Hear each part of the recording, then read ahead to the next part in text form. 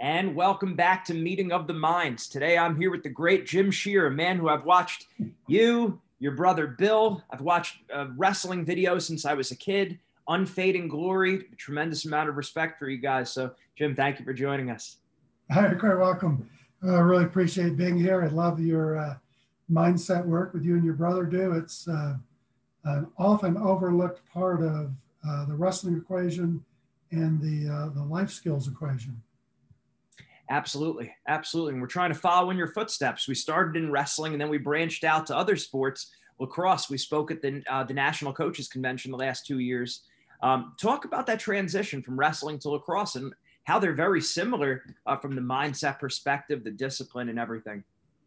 Well, it's been an interesting transition. Obviously, I was at the U.S. Olympic Committee dealing with a lot of sports and then joined lacrosse. But you know, the lacrosse community is a bit similar to wrestling in that as a niche sport, you know, they kind of have their own identity and fraternal feeling in the sport.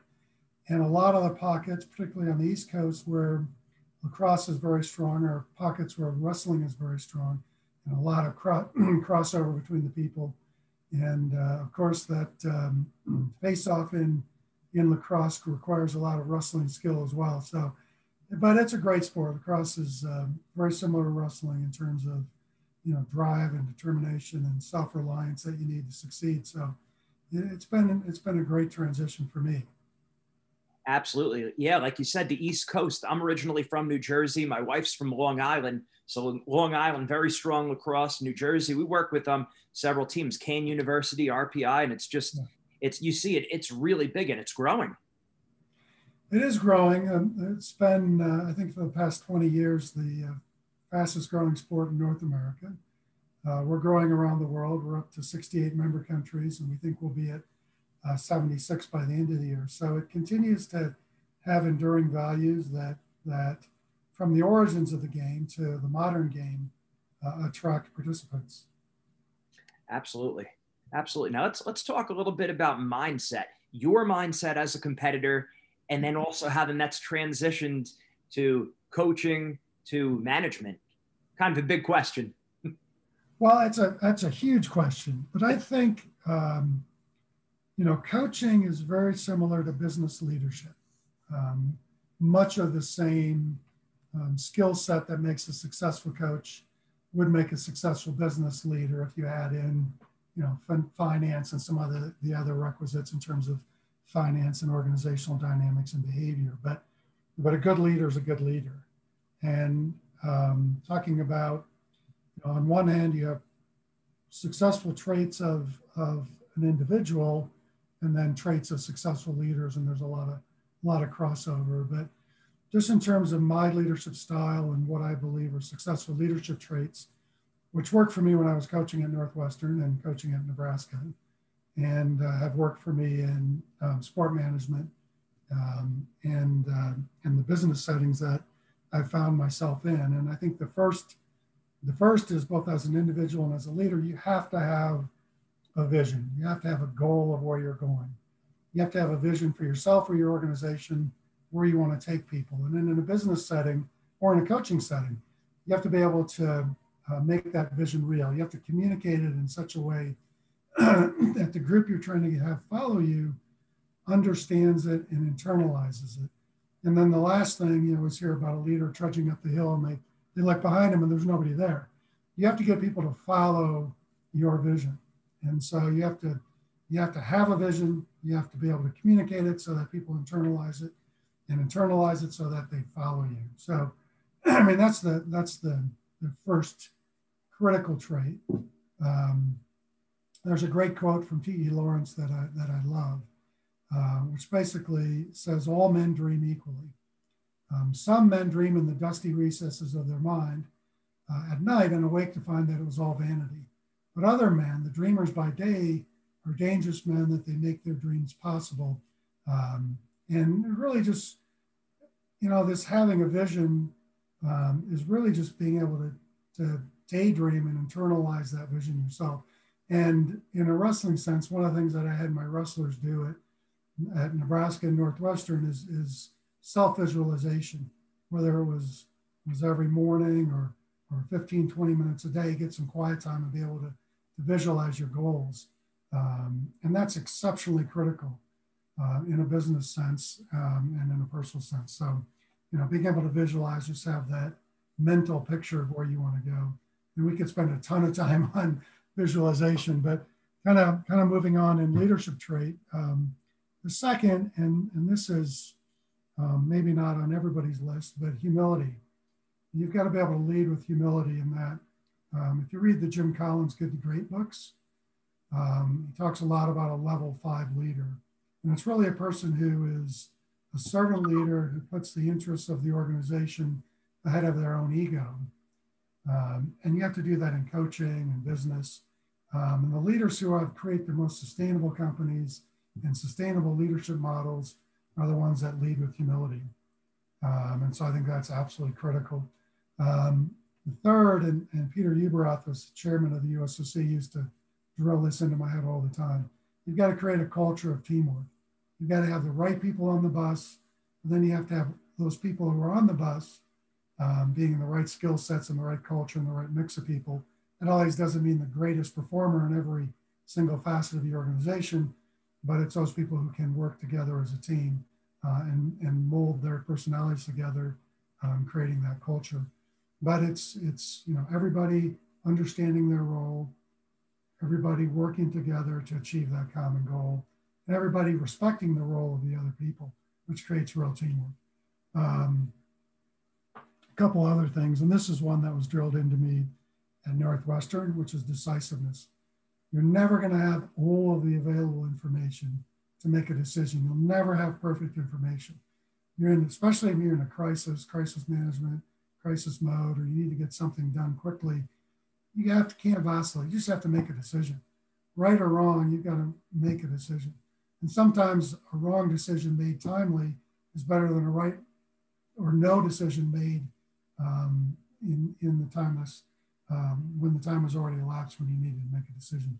So being decisive, making decisions. And I've seen that paralyze more organizations and more leaders, just not being able to make a decision. And then last is you have to be committed to success. You have to be driven. You have to put all your full energy in it. And you have to deploy yourself, your personality. And everybody has different personalities. Some people are more outgoing. Some people are more introspective. But you have to bring what you bring authentically to the table. And that's kind of what I see in terms of leadership traits. And now there's a lot of facets to all of that. But I think that's critical. Just in my experience, being able to build a team and build a positive culture starts with having a vision that everybody buys into. Because if you can't buy into the vision, it's really hard to create the flow of a team. So sorry, I kind of rambled on long there, but I think that's the what I would see as some successful leadership traits. Oh, that's great. Those are a lot of gold nuggets of information right there. And I think about all those pieces are in place, and the humility, and how do we get where we're focused on all the little details. We have that success mindset, the visualization, but at the same time have that humility, which a lot of people lack.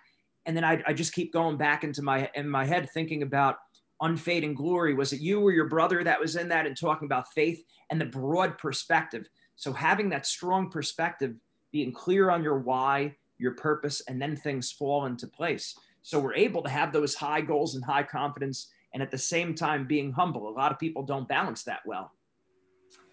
No, it's kind of tough. And I think, especially like early on, and I was thrust into a leadership role at the USA Wrestling at a pretty young age, becoming the executive director while I was still a competing wrestler. And I think as soon as you get the title CEO, it kind of can go to your head, and does at times. And I think, but looping back, that ability to see yourself in that role as a facilitator of other people's success, which will create your success. And nothing will kill a leader faster than if the team doesn't believe you're vested in their success. If they think it's all about your success, whether it's coaching or business leadership, if they think it's all about your success, and they're just working to make you successful, that's not going to last very long. If your team senses that, you're dead. If it's like, if I'm coaching at, let's just say, Joe Schmo University, and I say, well, my record as the coach is 35-0 this year. It's not your record; it's the team's record. Your team will ferret that out pretty quickly. That won't work. But you talked about faith, and I think that's one of the most critical ingredients to organizational success or personal success on two levels. One is faith is a combination of hope and conviction.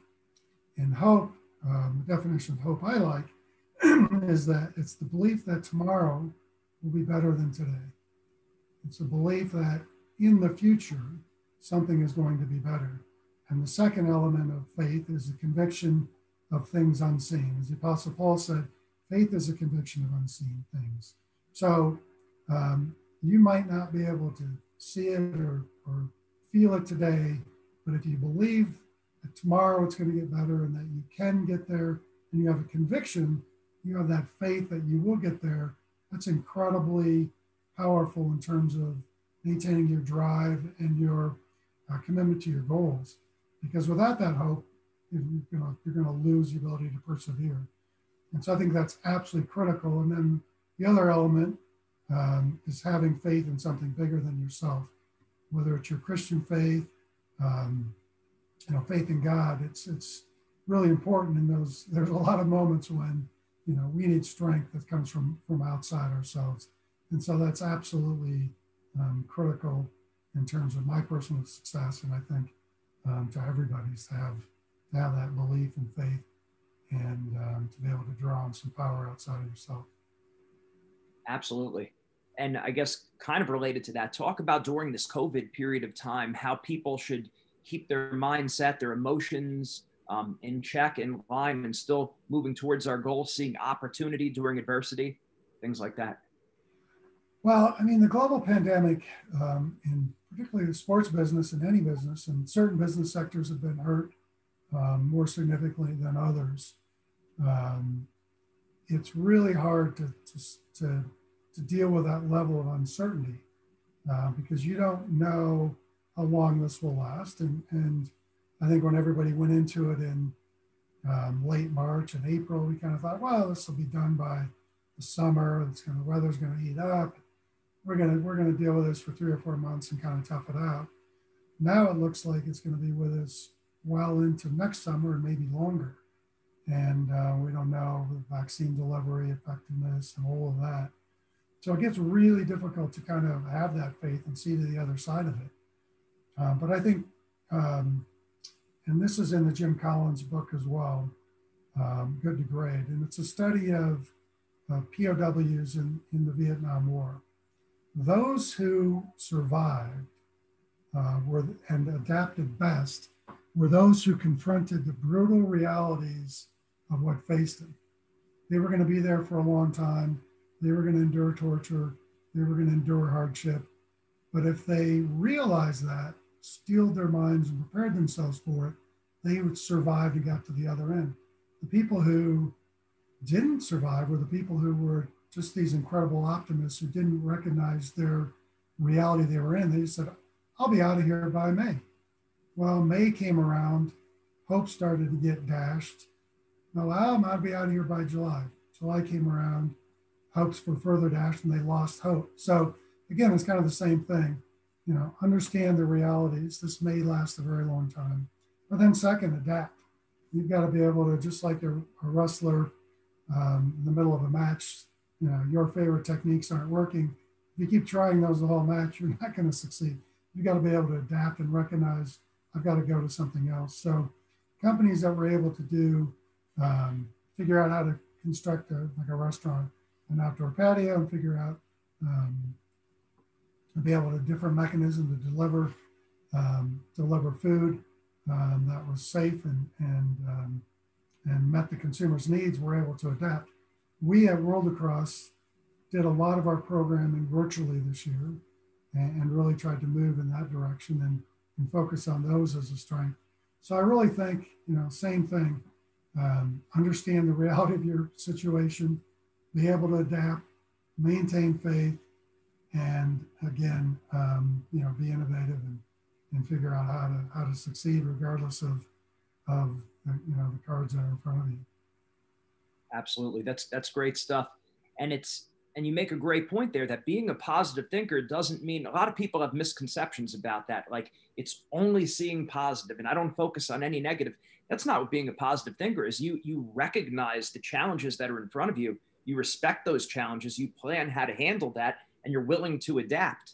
It's not always smiling and laughing and, oh, I'm having a great day. It's, okay, I'm going to be a proactive thinker. I'm going to do the best I can with whatever's in front of me. And if I can't get the best, I get the next best thing. That's not easy. You're not always smiling and laughing being a positive thinker. No, you have to understand the reality of your situation. And, I always used to go into my wrestling practices, whether I was helping a high school team or a collegiate team. And I talk to the guys collectively or individually, and it's, go through their goals. What's your goal? And I would tell them honestly, wrestling is a sport. And there's some sports that aren't this way. Every single person in that room had the opportunity to reach their goals because you can create a scenario or a set of matrix of skills in wrestling that will allow you to succeed. So you may not have speed. You may not be as strong as all of your competitors, but you can overcome that in wrestling with adapting your technique and your conditioning and building your speed. But wrestling is so adaptable and you have so many different ingredients on which to succeed. But the ability to be able to do that is you have to look out in front of you. You have to do an assessment of where do I stand now relative to my competitors and where I want to be. And then you've got to put a plan in place on how to get there. And a lot of people don't do either of those steps. They just say, well, I'm going to get better. I'm going to work harder.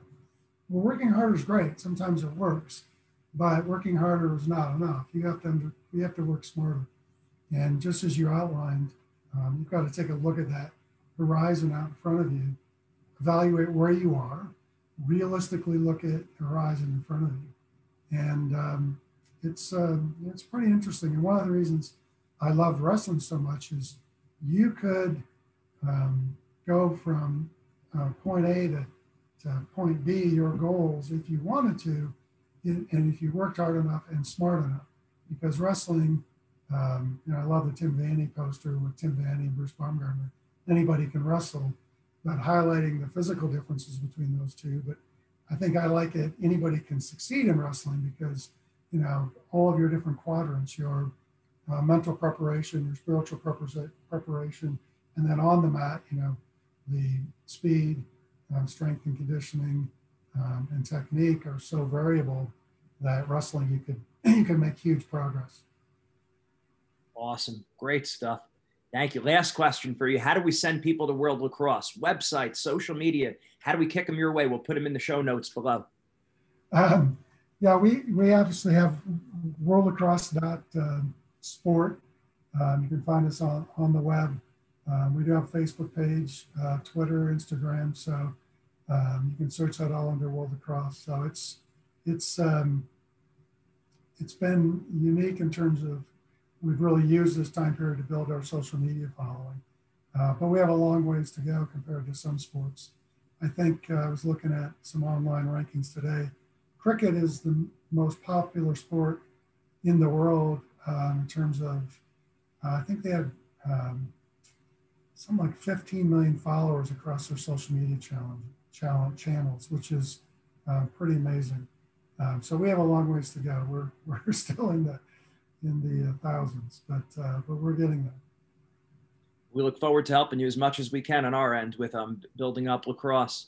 Thank you very much. Always great. Speaking to a childhood hero. I always think of that guy shoots in at the end of the mat, boom, whip over pancake. Hands in the air. Yeah, it hurts it. Tom Brand sent me that video, link to that actually yesterday, saying that he was watching it, which is pretty cool. But that's a long time ago now. And I really appreciate the work you and your brother are doing. It's fantastic and much needed in sport and and life. So thank you. Absolutely. Thank you, Jim. Take care. You bet. Take care, Jim.